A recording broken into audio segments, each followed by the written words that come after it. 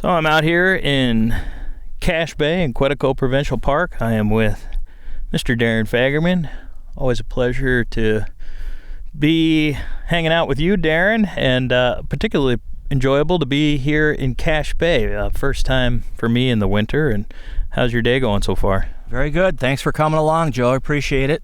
Yeah, you can't ask for anything better than this.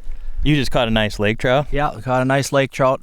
It's been relatively slow, but we've seen a lot of fish. They're just not takers today. We've had a few hits, but been quiet as far as putting fish on the ice. But we've noticed in the last few days, in the last week of fishing here, the trout have been full of smelt. I mean, they're gorging.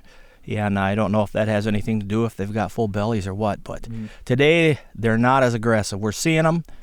I mean, we're on them, but just kind of getting them to bite has been the frustrating part. As anybody who fishes a lot of lake trout knows how that can be at times.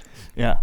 Well, we got your dog Cisco laying over there on a tarp of sorts and enjoying the sunshine beating down on us here in Cache Bay. And you and I had talked. I just went over to the ranger station. We're here on an island near Janus's Island in Cache Bay. I went and checked it out. My first time up there in the winter months.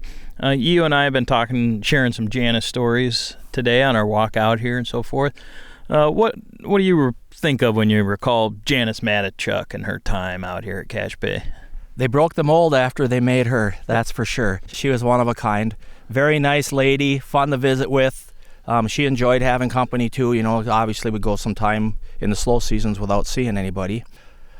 Though, but Janice was very nice, always treated me with respect. I used to come down here with the Ontario Ministry conservation officers and deliver like fire pumps or gas or something that they need for fighting fires in the summertime. So I was able to come down and do some visiting with her. And then I'd see her up at the parking lot. You know, she parked in the SAG parking lot there. Mm-hmm. And very nice. And we miss her. We definitely miss her up here. Yeah. For people who don't know, who are either new to the podcast or missed some of the RABC stuff we were doing earlier, you are a retired conservation officer for the Minnesota Department of Natural Resources. You spend a fair amount of time, or a lot of time, up here on Saginaw. You know the lake extremely well, and in that sense, in being in Cache Bay, I mean, for me, it's just like an automatic, like, I just think about Janice every time I'm even on Sag, but certainly in Cache Bay here, and I've been back now a few times since Janice passed away in 2020. But I mentioned the RABC situation, Darren. You and I have been talking about this since November, and today we're in here legally in Cache Bay because you and I each have an RABC that carried over from last year, essentially, when we renewed them. But that's not the case for everybody, and the future's still unknown in terms of what's going to happen to our ABC at the end of the year, which is a permit that allows us to cross into Canada on a lake like Sag without having to check through customs. We've gone through a process of screening process essentially already to make this legal to be in here. Now that there's at least a year ahead to use it, get to your place on Sag and get to Cache Bay and do fishing.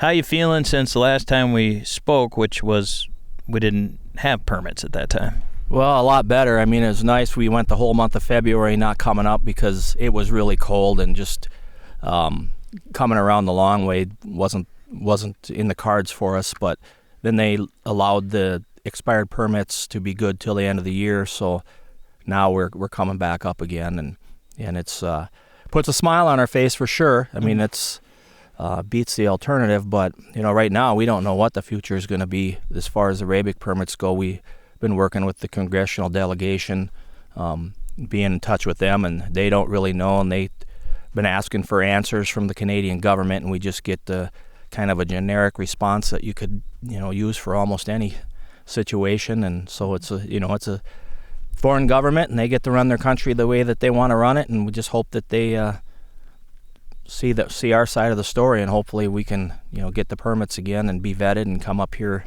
the way that we've been coming up here for 30 years. Mm-hmm. Right. And why is it important that you have one? Again, just a more background side of it, that in case people don't know, like why it's important or of value to you to have an RABC permit. Well, in the summertime, you'd have to go either hire a boat or bring your own boat and come in portage into Saginaw, which, you know, it doesn't sound like a big deal, but we have the La Vérendrye Provincial Park on Sag, and we can't cache boats on the Sag side, Saginaw side so we'd have to have a resort or somebody come and pick us up and take us to our cabins, and it would be, you know, now I can make it to my cabin in less than 2 hours, and this would be probably 5 hours by the time you could make it there. And then if you come up on the Trout Bay Road, there is really no access. I mean, you can get into Saginaw on a little portage, which is probably a 7-8 mile boat ride from my place, but the road is more of an ATV bush road. It's all brushy, it's rough, sometimes it's underwater in June. And then when you get up to Sag, there's no place to park. So if you got 50 cabins on the Canadian side of Sag, you know, and people start coming that way, there's just no place for anybody to park. It's just a road going in there and dead ends at a portage, and so I mean that's not really feasible to go that way. And you know, and then the winter time, you're dealing with coming across Northern Light that can be very, very slushy, and you know, you're subject to breakdowns. There's no cell phone service, anything there, and I mean there's some safety issues there.